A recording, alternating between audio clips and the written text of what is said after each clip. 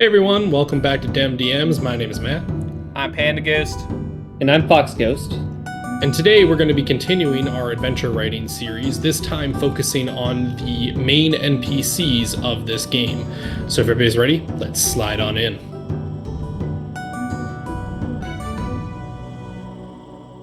All right, well, I think to start, we're going to focus here on a couple of different people here. We discussed in the previous video that there are two warring factions that are currently in the midst of conflict, right? So the biggest question I think that we can answer here is who the leaders of those sides are, right? To give kind of a feel of each army. You know, if one is a little bit more structured of an entity, perhaps that's a more organized like imperial style army, whereas the other one could be someone that's a little bit more rough and tumble coming up, right? Or are they both that way?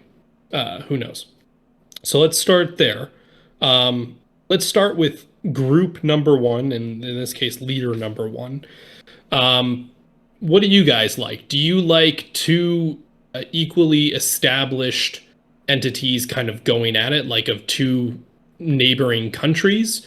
Or do you like kind of a ruling class and then a lower class army combating each other? I like more of um the two like warring nations kind of thing, right? Like, Mhm. this could be in the midst, this whole adventure could be in the midst of a conflict between the two nations, right? So like, it might be Sure. located on one inside of one nation, but the other nation is pushed into that territory, right? If we're Yeah, talking it also allows fantasy. it to continue to be more gray, like we Yeah, talked about. Because if you have one side that's kind of like quote unquote the rebellion, it's right, instantly the good side, right? We don't want to have one side inherently better than the other. We want them to be right, like a toss up for the players to choose if they right, want. exactly. All right. Now, one thing we can do is one of the if you kind of like that asymmetry, it does you could have the one general or one leader or whatever be the snobby posh kind of like, yes, I am of noble birth, I am better than you. Look at my skill. And meanwhile you have on the other side the other leader being like he's not necessarily from nobility, but he rose up in ranks due to merit and his Mm. military prowess, so to speak. You take like you want to give different feel to both of them, but you don't want them to necessarily be more sympathetic than the Right, others. Right. Like if you have this person that's rose up from nothing, maybe they're a little bit more uh, violent, or the stories around them are a little bit more violent in there Right. in that coming up, hmm right? They're It's you can make them politics. both dicks, just in different ways. Yes, exactly. or you can make them Um, both good in different ways, right? yeah, Yeah. I mean, I like the idea that, I mean, these two entities should not be villains, but through the pure kind of storyline that this is more of an arms race, they need to be willing to get the job done on Right, both sides, right? But you can come at that in different ways. So like, let's take the idea of, okay, well, one of them's a little bit more, born into nobility, is of a long line of rulers in their kingdom, and they're kind of maybe a little bit more of like a uh, simpleton in the ways of the world, right? They've grown up in that silver spoon mentality. All they might have some advisors that are a little bit more, ruling the country than he is himself. But he is that figurehead, right? And then you have the other side where this gentleman is very much so a warrior and had to get to earn his spot, but he's willing to do whatever it takes to get there and stay hmm there, right? So you still have kind of like a gray area on both of them. I like that. Um, so let's start then with the quote unquote silver spoon leader. what's a good name for him? For those that are wondering, we're using name generators for these because if we tried to come up with one, it would take forever. Um, and I'm really bad at coming up with names, so I definitely use these random name generators a lot. So yeah, I mean, I think it should be something that when you hear it, you're like, yeah, that's a snot-nosed kind of guy. You know what I mean? Just like a real, pardon my French, douchey name. Right. So let's maybe look at the elvish names for that, Yeah. I think. I got one for you here. All right. Illitran Illifer. Nice Okay. alliteration there. Yeah. Alliterations always give a kind of a air of nobility, if you ask me. Sure. And maybe like all the men in his family line or however that line processes all have the first letter I in their name just to continue that on. And then let's go with the kind of more rough and tumble leader, kind of the blue collar guy. Maybe something a little bit more gruff, a little bit more authoritative. Do we still want to keep it in the realm of elvish kind of names, or do we I think this feels more like the medieval name section, or perhaps Yeah. a little bit more like a barbarian name kind of feel. I immediately thought Gregor. How about Gregor Doomhelm? Doomhelm? That almost gives him like almost like an evil character kind Yeah, of vibe, right? Oh, Gregor Shadowshield. Who needs random generators when you got Fox over here? Well, I like that maybe because he's of lower class, he doesn't have an official surname, so that surname is Right. something that was given to him. Exactly. So I That's like what I was that. thinking. I like that. I just saw one here that made me laugh. Lion Beard. That's awesome. So sorry, Fox. What was the name you said there? Gregor Shattershield. Gregor Shattershield. I like it. I like it. Because it invokes power, but not like Skull Crusher or something like that. Where Yeah. it Right. sounds evil. Like this actually Yeah. sounds like, I don't know. And maybe if our player characters end up facing him in combat, he has like a big meat hammer that he just breaks people's shields with. Yeah. I don't know. Yeah. Oh, that'd be cool. Like a special kind of like recharge skill that if he hits on the next attack, he sunders a weapon or shield. Yeah, exactly. Yeah. And I mean, we might have to go with non-magical there, but yes, 100%. Yeah, a non-magical weapon or shield. Yeah. Yeah. But that's cool. I like that. All right. I think that gives them their names. We already came up with kind of like a personality for each of them. I really, Illatran is a little bit more high society, a little bit more. He's not a fighter, Right. right? He's one to kind of stay back on the battlefield and have his advisors command for him. In that, He likes in to that sit in his sense. tent while he drinks wine, right? Yeah, but I like to think that his society is a little bit more, um, Refined. refined, a little bit more, orderly. I like to think that Gregor's kingdom is orderly, but because the, local constabularies are given, the ability to just pound people into the dirt if They work more of a meritocracy, more of a more of like a military rule kind of Mm-hmm. established society. Okay, we'll maybe get into them a little bit more here, but let's move on for a second. So we've talked about in the previous episode of this that the start of this adventure is going to be involving the players finding this secreted spell that the warring kingdoms are kind of searching for, right? So the first question that I would have is who's the wizard that this spell comes from, right? I instantly think if it's something that sought after, it should be a very powerful, well-known, and established wizard. Um, but the fact that not everybody's like right on top of him or has claim to him, maybe he's more of a recluse, not really one to pick sides, but he's known as a very strong and powerful wizard. But he is probably dead at this point. Okay, so let's give this wizard a name. We'll look at I believe there is a magic user. Yes, there's a wizard name generator. Yes. I don't even know if it could say half of these. Like, they're just so...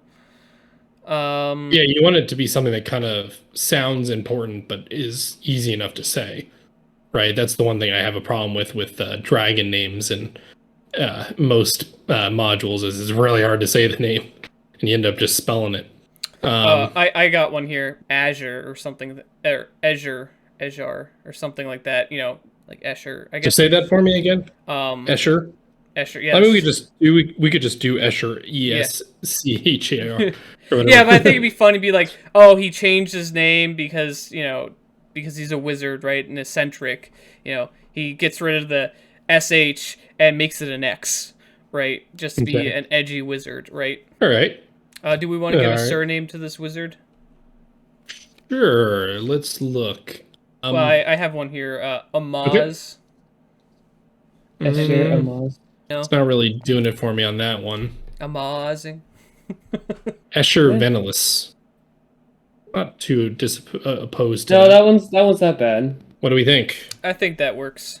Escher Venelis. All right. And then, we're obviously most wizards, especially ones in a high magic society, are self-important, ambitious, those types of personality traits. I kind of like that for him. But he realizes kind of the danger of the spell he's writing, right? That's why he secrets it away. So he has to have some sort of moral feel to him. Mm-hmm. But then he wants to, what would he have wanted with the spell? Perhaps someone else in the world is, someone that he would have trusted to be gifted this or safeguard it from, the outside world, from misuse. I kind of want to make this a female character. I was thinking the same thing. Perhaps do we think it's another wizard? Do we think it's, someone else that the wizard might have been aware of? Perhaps a former adventurer that they traveled with for a time? Yeah, I think it would be more interesting if it's not another wizard. Yeah. But it could even be like a druid, right? That he consults, like, hey, is this gonna screw up the natural cycle of nature and stuff like that, right? Okay, so we'll say it's a druidess for now.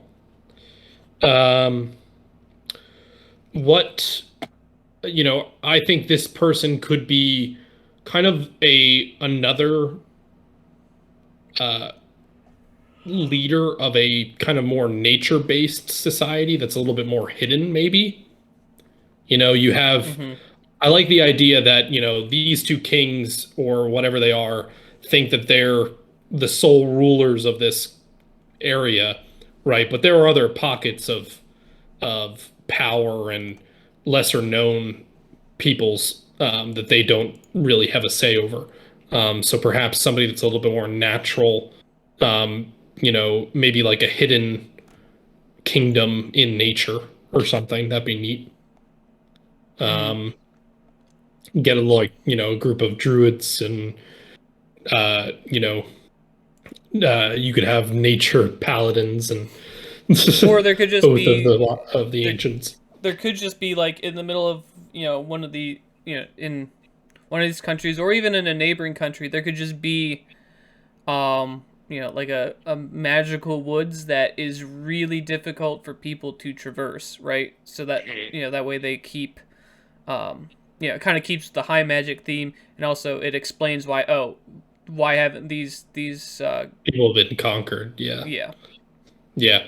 All right. So we'll kind of keep that for a future video, perhaps. Hmm. Maybe more so in the world building Yep. video. So be Mhm. sure to stay tuned for that. But let's give this druidess a name just for. I already came up with one. Ooh, what do you have? Kathna Nellenway. Ooh, I actually like that. Oh, I think it works. Okay. Okay. I like this, we want to try to give each of these uh, kind of uh, options, kind of a story path, if you will, right? Of how they could go. Leader number one is one way they can go. They can take this to that person. They could take it to leader number two. They could take, Gregor. They could take it to this druidess if they're a little bit more concerned about the world as it is, right? Or the balance of this. Um, then we're going to go with another option here. We'll call it option four, if you will. Is kind of the secret option number four, right? You have the uh, underworld contact that they could possibly come across. That's a little bit more selfish, in it for themselves, and hopes to use this spell for their own rise to power, perhaps. Right. So this underworld character, um, who do we like as an what do we like as a name for this person? I think someone a little bit more roguish. Perhaps they operate under a pseudonym, and we Yeah, could come up with. I was just thinking of that. Yeah. Yeah. So we could come up with like the pseudonym as well as their actual name. For pseudonyms, I was thinking the Hidden Crown. Yeah, because he's kind of like the Ooh, ruler yeah. of this Oh, I seedy see. underbelly. All right. So we have the Hidden Crown is the gentleman's kind of moniker. Now, what? Let's go with this. I mean, man, woman.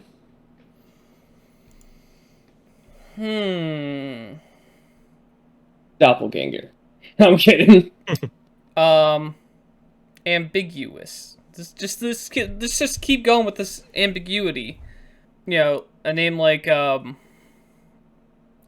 Blake, right, is kind of a Like a more like a neutral yeah. name. Ash, Blake, um, Hmm. Okay. Yeah. Do we have a race in mind for them? I mean, obviously, Fox keeps saying doppelganger. Changeling. oh my god. I honestly, I mean, I'm not seriously opposed to it. Because it would make sense for a changeling to be more of a seedy fellow.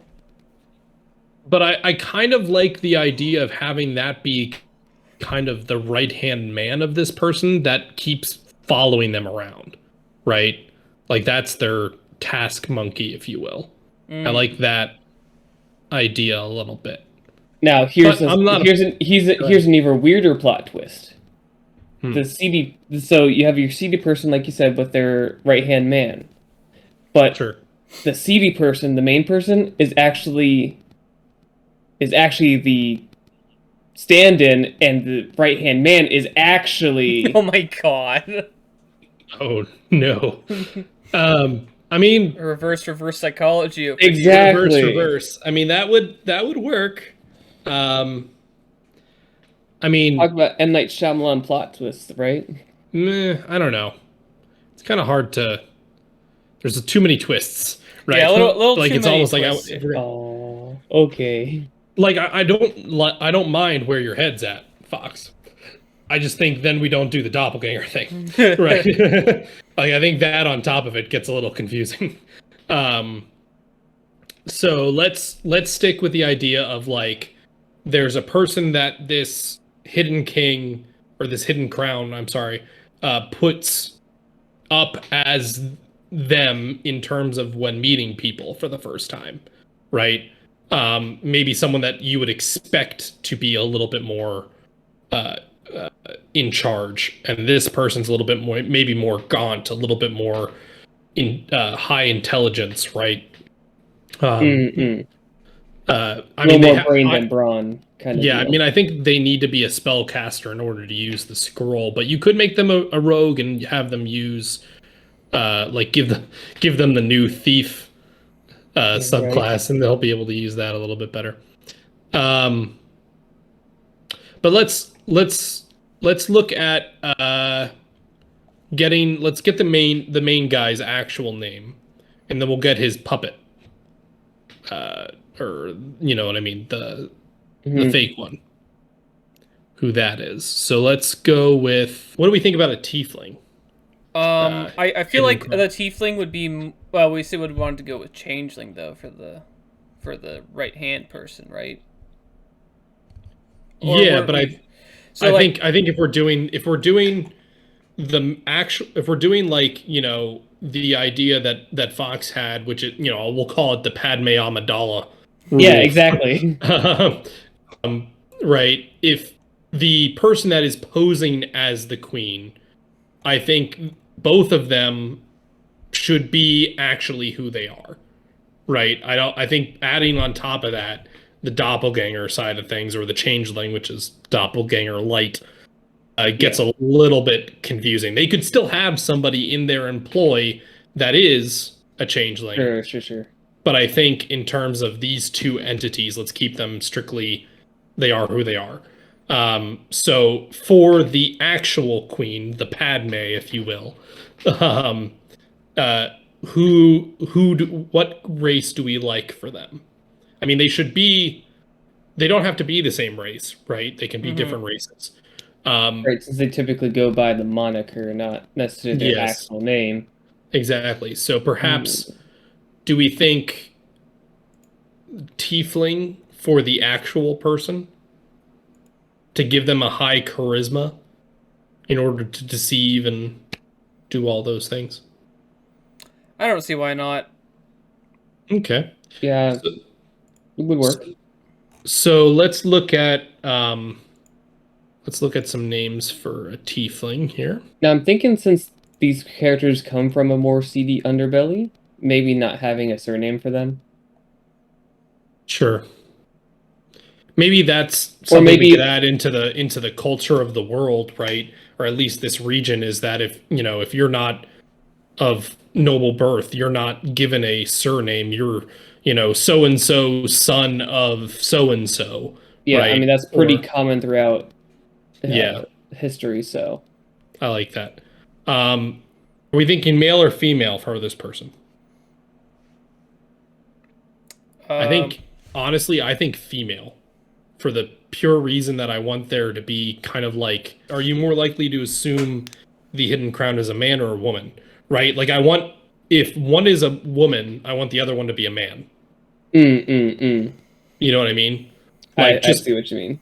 really, play up, people's, uh it the idea is they're playing on people's initial beliefs of who this person is, right? Like, oh, it can't be them, because that doesn't make any sense, right? Right, And right. if we're making them a little bit more lithe, I mean, we can get that, works a little bit more with, the female tiefling kind of appeal, right? So let's look at that.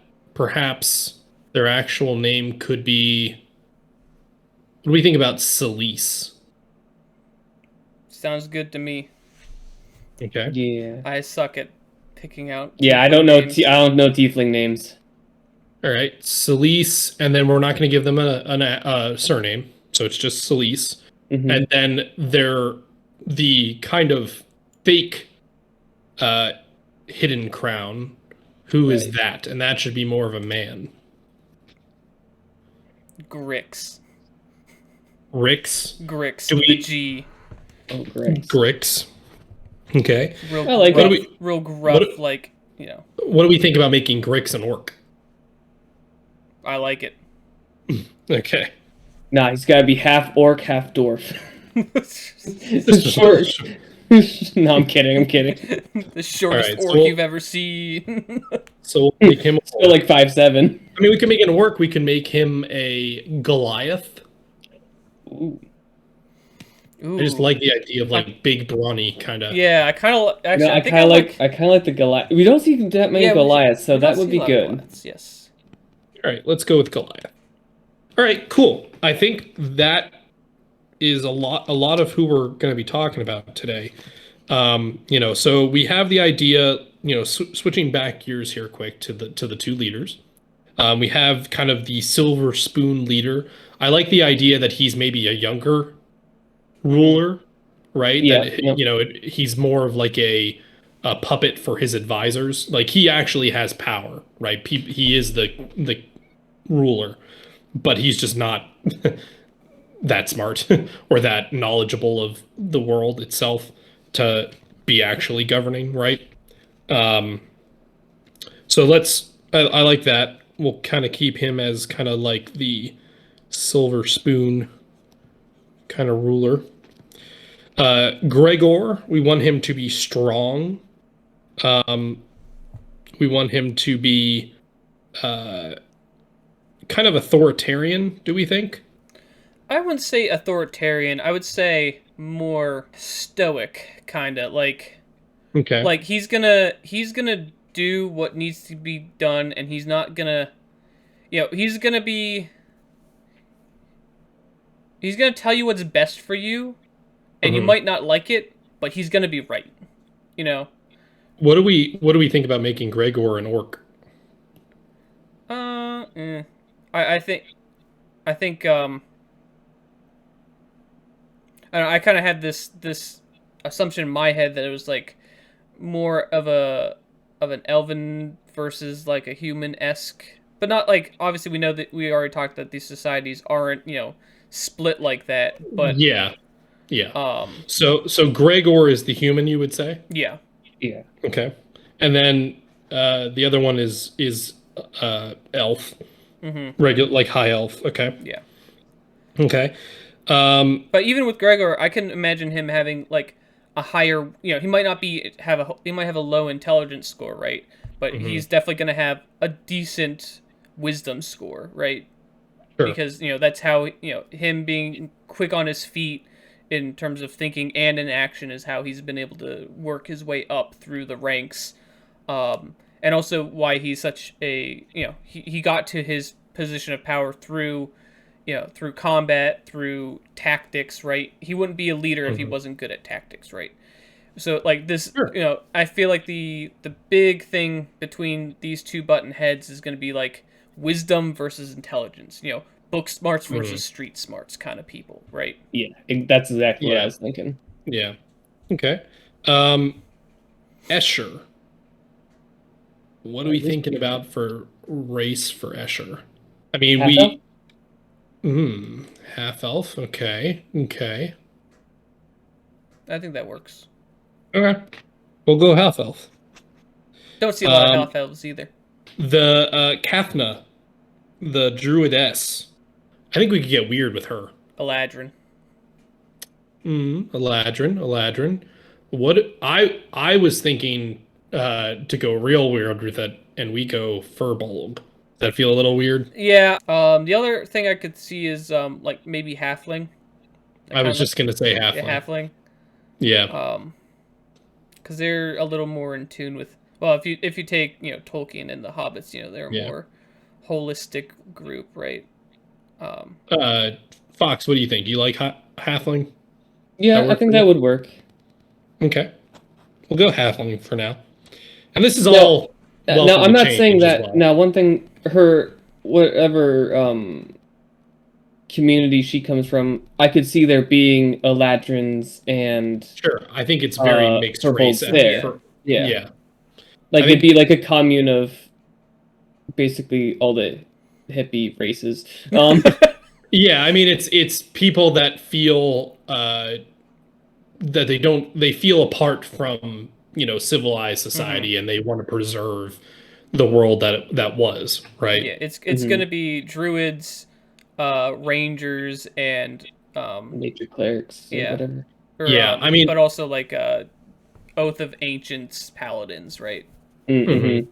like I'm feeling just off my head from like top of my head from like looking at some of this. I really like the idea of Illitran's countries a little bit more.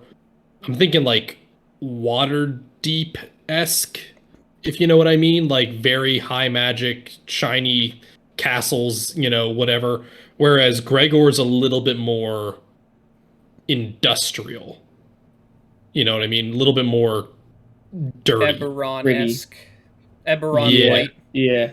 Like Gregor's society is very good about the, inventions and uh, bringing up, arcane artificers and things of that nature. But it's all in the mindset of building these contraptions for war. Oh, I'm thinking almost like steampunk-esque. Yeah, yeah. I mean, I that like is that. what Eberron is. Yeah, Well, yeah, true. But whereas Illitran is a little bit more, like you said, civilized, a little bit more studious, focusing on like, arcane magics and things of that nature, through magic. actual spell casting. Yeah. I'm getting like whitewashed or Yep. like marble, Yep. Mhm. but it's built up in like the Gothic cathedral kind of style with buttresses Sure. and stuff like that, right? Yep. Yeah, and then I like the idea that, Solis and Grix, the people from the Hidden Crown, or this Hidden Crown group or person, whatever, is more kind of the underground in both civilizations, if that makes sense, Yeah. right? Or Like any they, kind of civilization except for Yeah.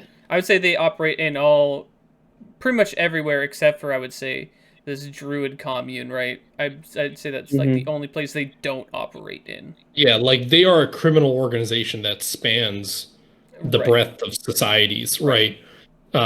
Wherever crime exists, they have their hand in, and it's led by this person, the Hidden Crown, Right. right? Okay. I think, to be honest with you, all of this feels like the start of a continent to me, right? If we, going to our world building video, we had talked about doing like a 2 to 3 continent kind of world. Mhm. I feel like this is all one continent. Yes. Probably. And it will really help us getting into the next world building video. Yes. Which is going to probably focus more on developing these civilizations. Yep. Yeah, and I'm thinking as we continue with the world building and their adventure rating series, I'll be updating our map of our world to kind of show, okay, here's where this is, here's where that is, and Yeah. So make sure you guys are staying tuned to that. Make sure you smite the like button, subscribe, and sneak attack that notification bell to be notified when the next video in this series, as well as the next video in the world building series, are put up onto our channel. So make sure you're staying tuned. But until then, join us next time. We slide into DemDMs. All right, guys. Bye. Bye.